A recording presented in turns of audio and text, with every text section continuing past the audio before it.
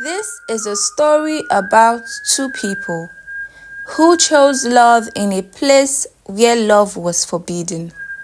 Ada was from Anambra State, Igbo and a Christian. Ibrahim was from Katsina State, Hausa and a Muslim. They both met at NYSC camp in Ogun State. At first, it was just casual greetings and jokes during morning parades. But over time, smiles turned into long walks, and long walks became private chats at night by the hostel blocks. They both knew the risk of their love. "Your people won't accept me," Ada once said to Ibrahim. "What about yours?" he asked her. She smiled sadly. "They won't even let me say your name twice," she said. For the rest of their service year, they continued with their relationship. After service ended, they stayed in touch. Phone calls became video calls.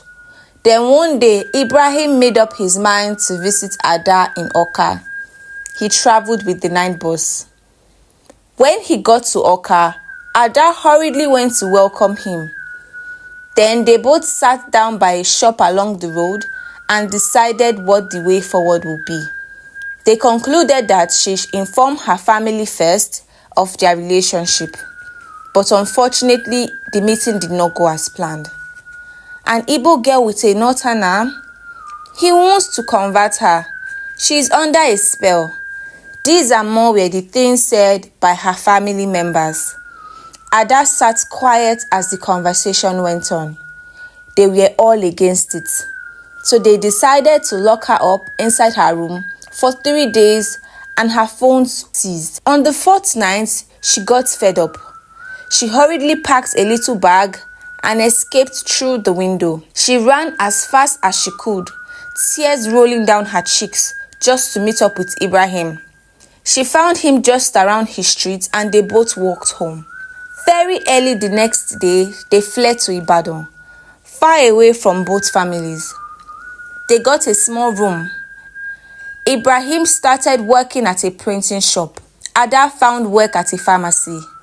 They lived happily, not rich, but they were content, until Ada got pregnant.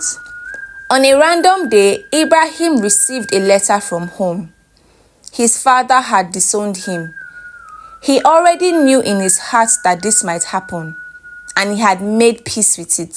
Days later, Ada decided to call her mother and tell her the truth. She hoped maybe the news of a little child would soften her heart, but instead she got a shocker.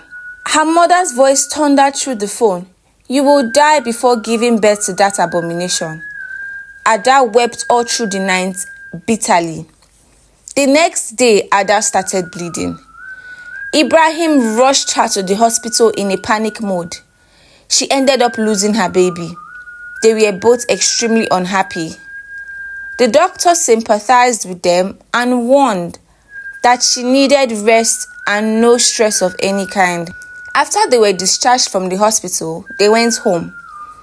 They sat side by side on the bed, Ada's head resting on his shoulders. Then she said, "Maybe we should just let go of our love, go our separate ways. This fight is indeed too much." Ibrahim said to her softly, "So we let them win? We never asked for this war. We just fell in love. We need to fight for us." For the first time in days, Ada was able to smile.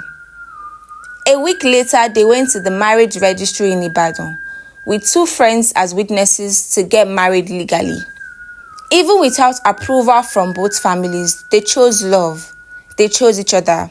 The love they chose wasn't the easy kind, but the kind that stands even when the entire world is against it. If you were in their shoes, what would you do?